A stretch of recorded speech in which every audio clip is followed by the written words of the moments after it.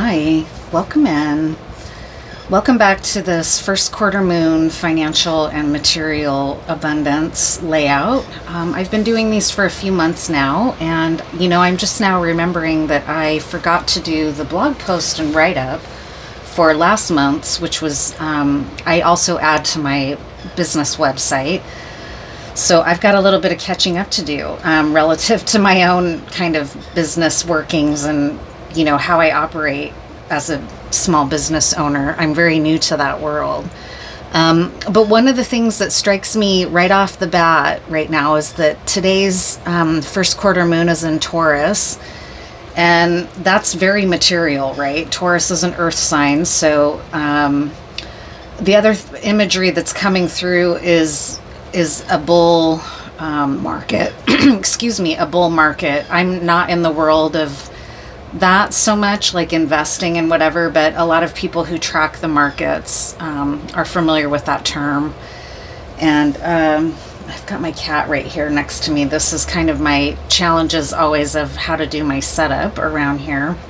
So that strikes me as maybe significant. You might be trying to figure out workarounds, how to get things done with limited means, how to create what you're doing, or how to advance what you're doing into a stage of like your own personal bull market, right? Like where you're on a success run that doesn't feel so risky or up in the air all the time. I know for me, I've run into a lot of interference each time I set a goal for this work and my business overall. I do very well for a while, and then I'll run into things that are interfering for whatever reason. There's lots of different ways that you might experience interference. And I have my own ways of responding to that. One of them is just to stay committed, double down when I feel frustrated with everything that interferes with my progress in growing this business. People have a lot of different ways that their work can be interfered with, right? I've experienced a gamut so far in the couple years, being suspicious that other people are trying to come up on my work, being suspicious that other people are taking my work and using it for themselves. Also people around me who may have, for whatever reason, a desire or a covetous or envious nature that secretly wish that my work wouldn't succeed. That's just part of human nature, right? And it's not necessarily something that people do that is intentional. But evil eye or sometimes energy like that is not intentional. It just comes from the emotion of envy and covetousness or jealousy and resentment, right? So I really feel fortunate in some ways that I chose a profession where at this time in my life, it's a lot safer for me to go out on my own than it might be for a lot of people. But that also can trigger resentment and envy in others. So interference can look anything like that.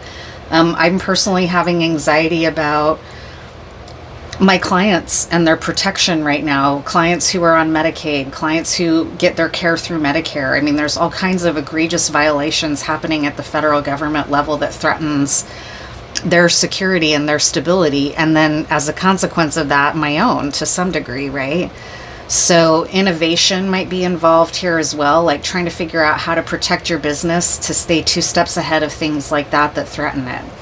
But let's just get into it.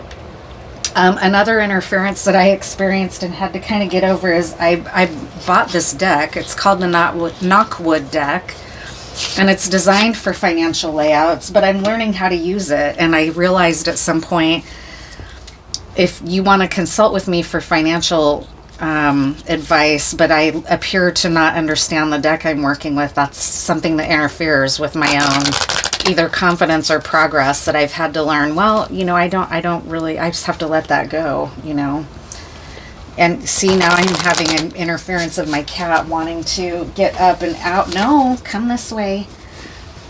You can't go that way. You got to come this way, Joey. So that's another example, right? It's been wonderful that I can work from home and that I'm in an age as an online therapist where working from home is an option, but where at my home, there's a lot of interference, loud noise, weak signal. Loud noise has me working in here, but now that means that my cat's in the way. But anybody who's done online work knows and has a humor about it. I need to not always get so aggravated by it, right? But regardless, you know, so that might be something that you're experiencing, is how to deal with frustration over interference or lack of resources in your work. So let's just get into it and see what the cards say.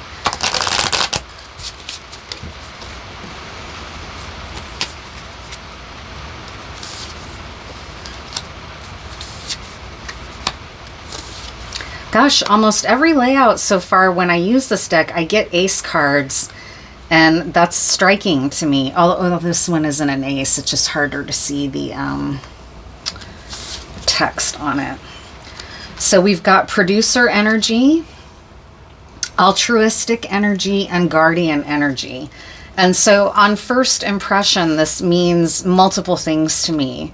That you're producing work that for you comes with a sense of altruism. It's not just about your work and your business and you're getting ahead and fuck the rest, right? Like, you're also an altruist. And so it's important to you that the work you're producing does no harm, or that helps others grow in addition to you. And this could be something like, what comes to mind for me personally in the way that I've been addressing my esoteric work is to recognize through another reader, an author named Lane Smith, who highlighted in their book that I'm reading right now, 78 Acts of Liberation. It's about tarot, and how to use tarot for liberatory work. They highlight in their book the importance of the Roma community in keeping the tradition of tarot alive. And many Roma people say that tarot originates in the Roma community, right? And the Roma community has ancient roots going back into India. So there's concern or question or discussion in altruistic readers about, you know, is this a theft of their creative work? And there's varying degrees, right, along a spectrum in that question about, should I read for pay? Should I, you know, and things like that. So one of the ways that I've been working with that is to try to highlight the Roma people and the Roma and Cynthia communities in my tarot channel, right? And provide links to other readers with Roma ancestry in order to try to help boost their business. So I'm not just coming up on a Roma tradition. I'm also trying to highlight and bring visibility, or add my voice to bring visibility ultimately to the Roma community, which experiences very intense levels of poverty and discrimination to this day. So that's just one example, right? I'm not trying to pat myself on the back here, but I'm just highlighting the altruism concept, right? And then guardian, you're also looking for ways to protect your work and possibly to protect the work of others. Like, maybe you are somebody who manages a music label, for example, and you've got to try to figure out, I want to not just make money off of the artists that I sign to my label, but I want to also figure out how to guard their work in their interests, right? As well as from copyright infringement or things like that. That's also something I've personally been exploring lately with my own creative work. Like, what are the steps that I need to take to protect it, so that if I'm ever accused of theft, or if I'm seeing a blatant theft of my work, that I have steps I can take to ensure that my work isn't being stolen. So it's things like that. But I'm now going to pull out also the key that this gentleman created for his deck to see about some other themes regarding the shapes and colors, right? So in this situation here, the producer image, his text is like the need to create order where it's needed. So you may need to assign more discipline to your approach or to your work, or to create order in a chaotic atmosphere. That's something I've been thinking about, like how to help with what limited power socially I have, how to help my clients feel some measure of that, right, from me. Like, how do I help create order in my own practice for my clients who may be starting to have concerns about, like, what if my Medicare is interfered with or hacked by somebody who's not even, you know, a government, he doesn't have the authority to do what he's doing, you know, going into the Medicare offices and such, right? Arbitrarily across the board eliminating Medicaid or threats to, right? Like things like that. I need and have some role in helping my clients cope or try to plan for that, if there's even a way to plan for that other than resistance, right? Like through protests, through freedom of speech, through entering the streets, right? Whatever that looks like. And the shape here is shield. So that also speaks to me to this guardian and protecting energy. How do we protect our own work? How do we protect the healing and welfare and work of others that may be directly impacted, right? How do we support government employees who are just unilaterally being fired without any kind of due process through the union or things like that, right? These things are all coming into play here in the material world, in this current first quarter in Taurus, right? It's impacting us on a very material level. It's not just philosophical. It's not just an idea. It's happening in the material world, these kinds of things that we're being forced to confront. What do they say about the guardian? I'm curious about that.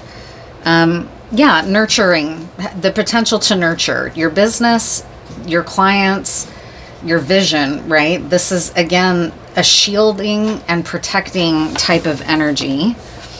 It also speaks to community care with the square here, right? Community is important. What about in the...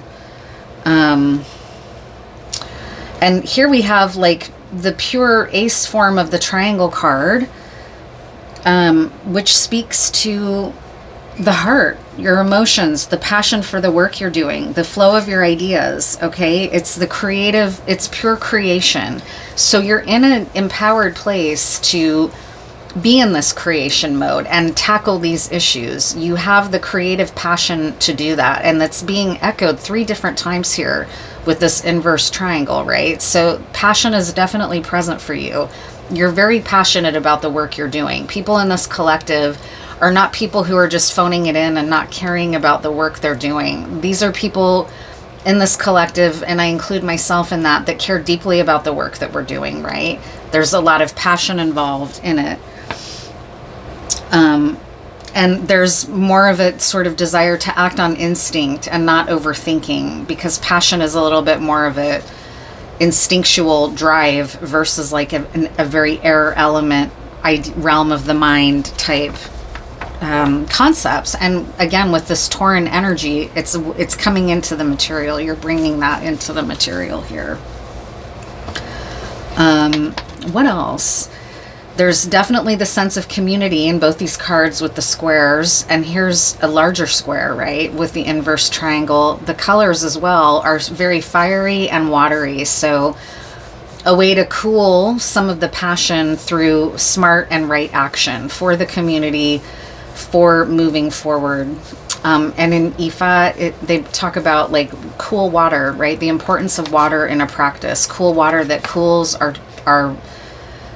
our impulses that need maybe some cooling, and as they are grounded into the material world. So this is very lovely, and it strikes me as very appropriate energy for us to kind of set the tone here, to produce the altruistic works that benefit all, not just survival of the fittest, right? This is a far more communal, relational approach to abundance.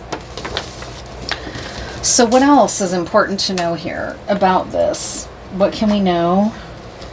What can we know about other elements in play?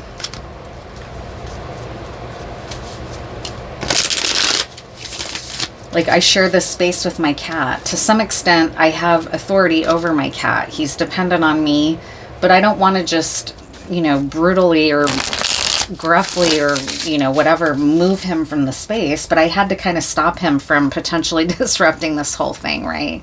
So that's another thing. What's our impact on the environment, on the natural world? We are of nature. We're not in opposition against it, but colonial systems often teach us the opposite of that, right? That we are here to tame nature or bend it to our will, which is very...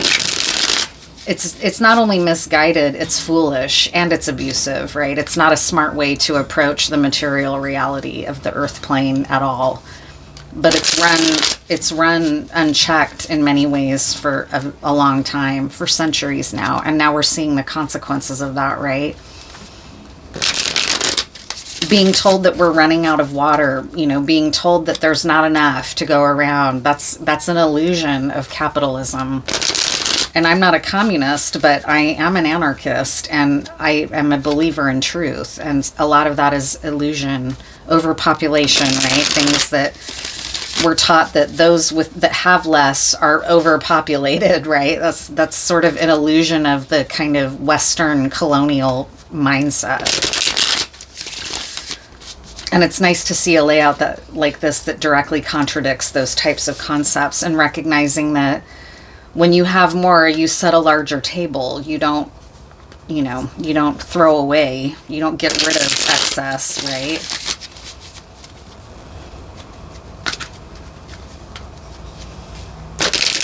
What else is important to know or understand, or how to be moving through this current energy?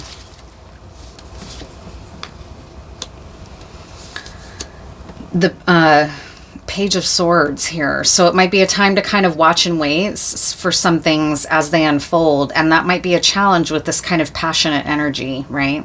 That can be a difficult thing to do at times. Although if we're looking at this in reverse, and your particular, I don't tend to read reversals, but it just struck me to look at this in reverse. It may be not a time for you in your particular circumstance to watch and wait, but let's just keep pulling here. Yeah, there's justice involved for you. And that strikes me as this altruism and guardian type energy. It's a justice issue for you. It's not just about what about me and mine and whether I can get ahead no matter who else gets hurt. It's more about like what's just for the community. Community is highlighted here twice. Yeah, it's about something deeper for you. It's about following a higher calling, not just the calling of the dollar, not just the calling of capitalism, right? It's about following your heart and following something greater than us. And it strikes me as something like, I had a friend once that kind of was angry at having been given a nugget of knowledge from a therapist about the addiction process. And then he came to me and was really kind of expressing anger. I don't know about really angry, but he was expressing disdain and anger and like, why is that information gatekept through a professional credential? And that's a great argument on the one hand. On the other hand, Bill W., one of the founders of AA, very specifically created a huge, I can't even capture in words the impact that Alcoholics Anonymous had on the world. And it's a relatively recent creation by humans to help address addiction that is absolutely free and that's self-organized, and that there is no top-down leadership. Bill W. and those that founded AA with him took great care to instill in the model that there is no top down, that it's allowed to be autonomous and operate as a cell wherever it is, following the traditions and the steps, right, of AA. That was a huge undertaking for him. And in fact, it consumed his life. But for him, it was a matter of justice and following a higher law, not the law of get ahead, not the law of only heal myself, right? It's about how to share that kind of understanding that he came to with the community. Whether you agree in the 12-step model or not, it's free. You can go almost anywhere in the world if you have an addiction problem and find a local AA or NA meeting, attend it, and you don't have to you don't have to pay anything. You can even attend a meeting if you're still sort of intoxicated, right? They try very much not to.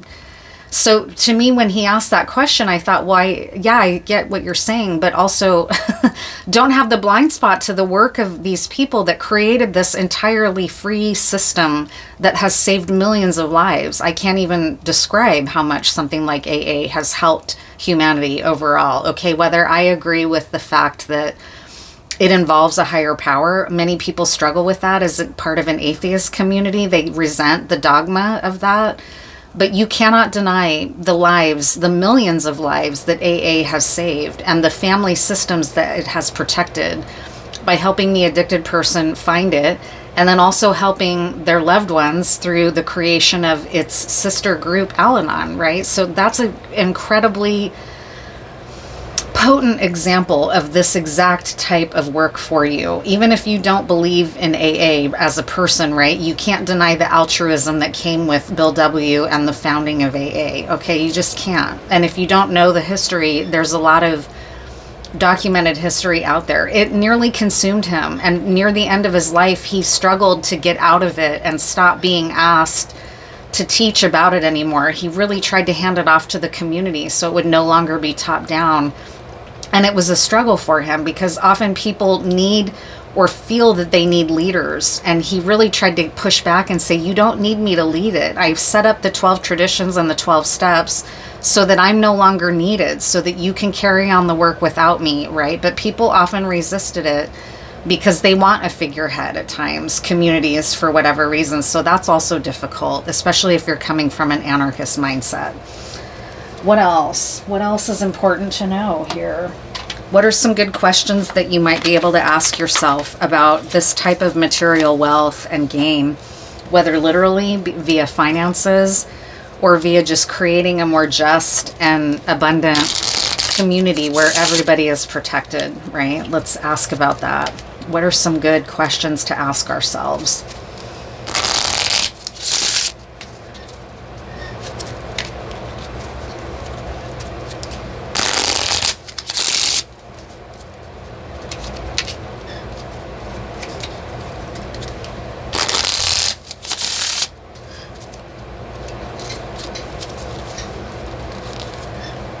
What disturbs you about the people with whom you live? So this could be in play here. We are living next door to people who are perhaps celebrating these abuses of power in the government with Elon Musk and with the Trump administration, right?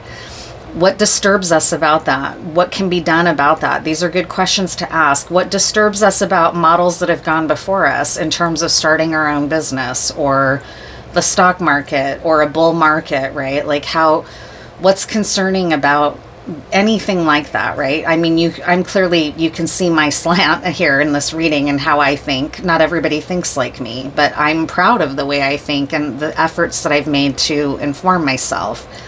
One thing that disturbs me about the people around me is that they don't necessarily do that, right? And I don't just mean the people in my community, but the people I live among where I live, right?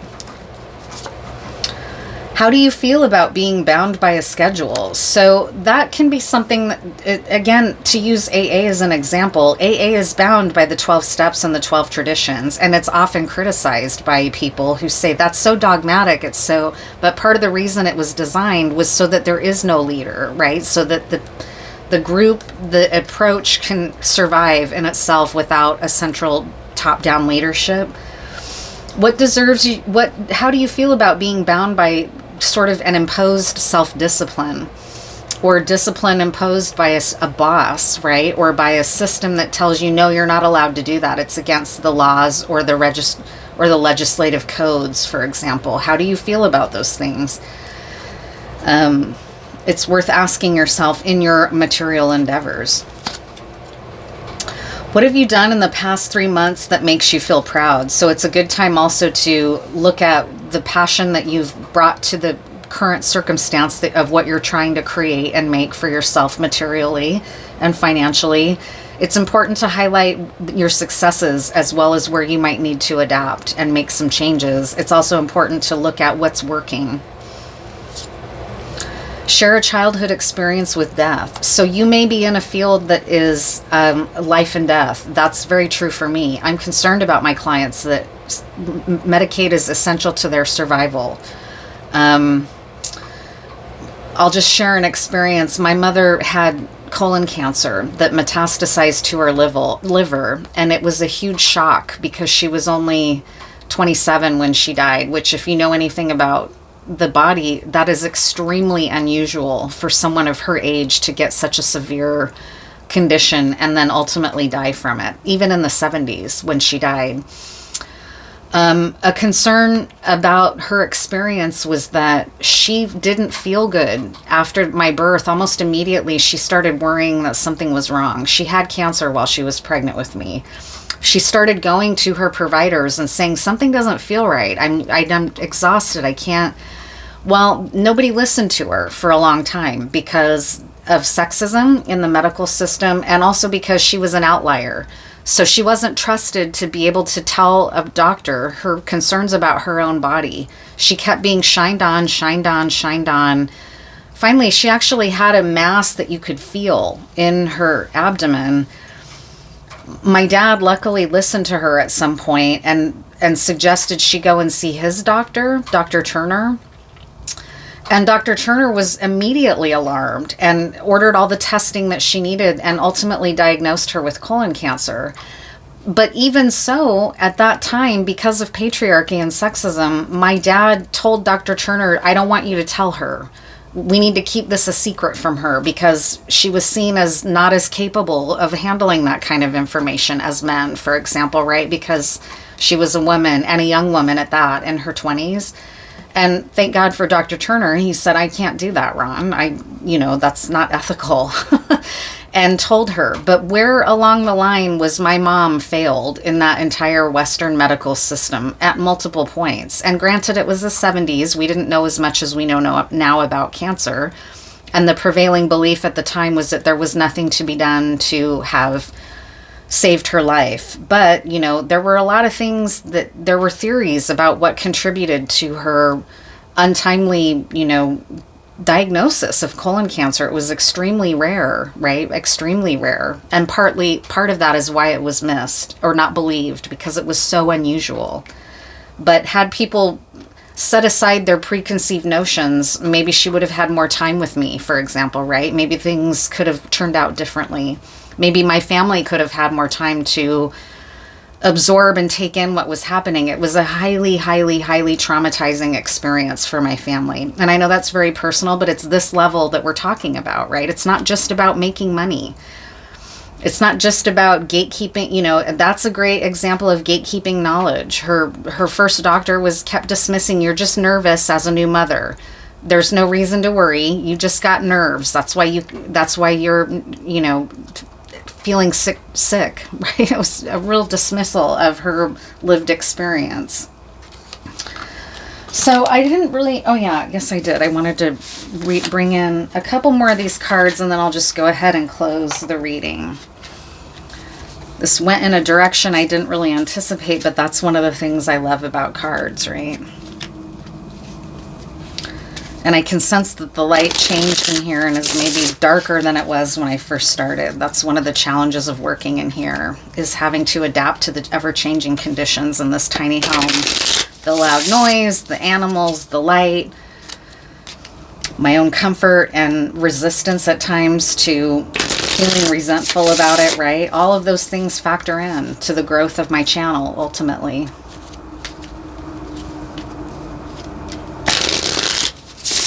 What are some things to watch out for in the coming, let's say, weeks? In the coming weeks, what are some dynamics to watch out for from the Tarot Astrologique,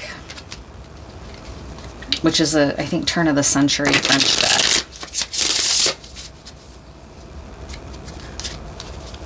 What are some things to watch out for?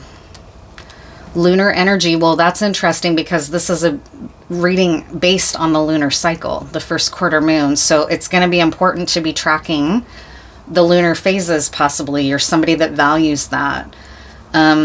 We just came through the Lunar New Year, right? So that's important. We're now in the year of the snake. How is the year of the snake? How is the year of the wood snake impact finances, right?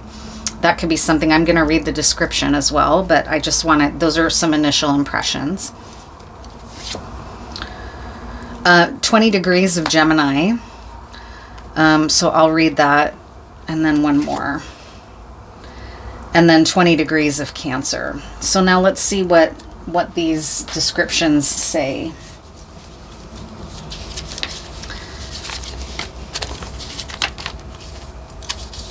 Give me a minute while I look in the book here.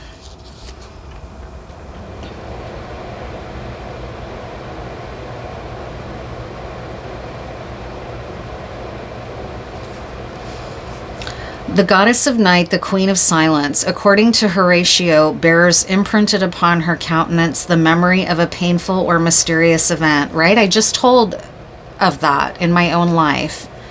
Maybe it's a time for reflection, not only on what you feel proud of, but what are some things that maybe impacted you that caused you to become in an altruistic state and a guardian protector mode for your endeavors in the material world and in your finances, reflecting on what brought you to that type of approach to life, right? Deep is her sorrow. Her laxity and freedom are equaled only by her melancholy and imagination. That strikes me as really fitting. In the nocturnal darkness of the heavens, she daily pursues the mad course of her thoughts, while the heavenly canopy is illumined by the pale light of her crescent. This card represents the mother, the wife, and is the guide of good fortune. This strikes me too as the symbolism of the bull in Greek mythology, which has a kind of charged and interesting story with Io, right? And I don't remember who Zeus enchanted to fall in love with a bull, but that's maybe has meaning for someone. It prophesies mysterious events and is often, like the guilty knight which it represents, the sign of infidelity. Watch out for cheating and trickster energy around your work. It's fortunate for legacies and childbirth. So, and to me, childbirth speaks to birthing creation, a passion project, right? It gives a fine imagination with an exaggerated tendency to unreality. Like the sun, the moon is the ruler of life. Very lovely. Next is 20 degrees of Gemini. Let's see what is taking place at 20 degrees of Gemini that's useful for us to tune into.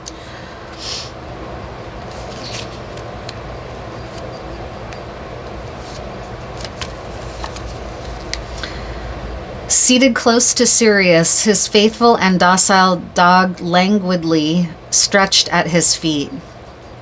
Dog, space, languidly. For some reason, the book printed that as one word. Seated close to Sirius, his faithful and docile dog languidly stretched at his feet, Orion, the splendid huntsman with his magnificent figure, is delicate and refined. Features, sun-kissed hair, and magnetic, compelling eyes appear in the full power of his intelligence. His hearty manhood, his quiet success, and his healthy pride. His virile stability, virility is often a symbol of the bull. Stability of equilibrium and beauty. He does not meditate upon future death, nor the transformations that await him. He enjoys to their fullest extent the present moment and its activities. This card represents activity and power as well as beauty. It stands for the leader of big undertakings, with whom everything succeeds in the material sense. Oh, wow, what a fortunate card. It's also the man of pleasure, the boon companion, the knight of the gentler sex, the lover of hunting and of material comforts. It's also the card of good temper, of moral and physical courage. Yeah, really lovely affirmation here of this spread. And then finally, 20 degrees of Cancer, which to me indicates a progression from Gemini into Cancer, which is also interesting. You're going to be making progress through this effort. Torch in hand, breaking through the thickness of the clouds, he descends into the night, which he banishes with his virile strength, putting to flight the powers of darkness, a loving, loyal, but hasty friend. He rushes forward to the rescue. This is the card of friendship, of help, which can be relied upon in any circumstance. It carries light into the darkness of things and brings joy in the heart. It's a card of protection, of sincerity, but also of violence. It is fortunate for journeys. Wow, I don't need to add anything to that. You'll glean from it what you need to in that messaging. It's a really beautiful layout, though, and very profound. It's got a lot of profound messaging present.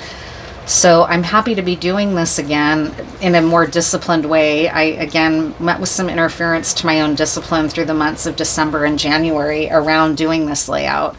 And I'm happy to be returning to it now with a more disciplined effort in mind, and not allowing for distractions to my work and my goals that I set for myself. So with that, I'll go ahead and close this reading. Please feel free to reach out with questions or concerns. And if you have any interest in doing small business consultation through this type of work with me on a personal level, don't hesitate to reach out. And I'll see you in the next one.